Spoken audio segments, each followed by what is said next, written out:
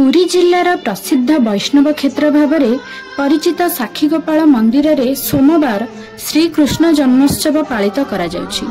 चलित वर्ष प्रथम करी अणा नवमी रे ठाकुर परिधान करुथुबा पुरातन सुवर्ण गहना रे संध्या धूप पर सजई होइछन्ति प्रभु श्री साक्षीगोपाल और मां राधाराणी।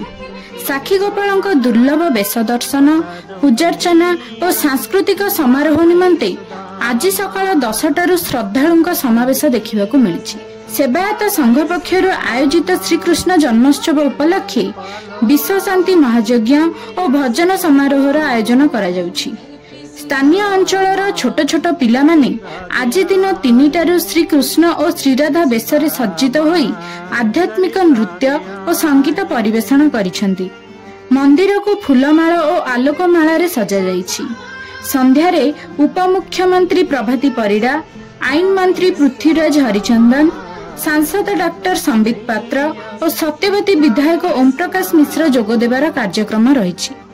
विशेष आकर्षण निषार्धरे परंपरा अनुसार साक्षीगोपाल मंदिर रे श्रीकृष्ण जन्मनीति पालित करा जिवो।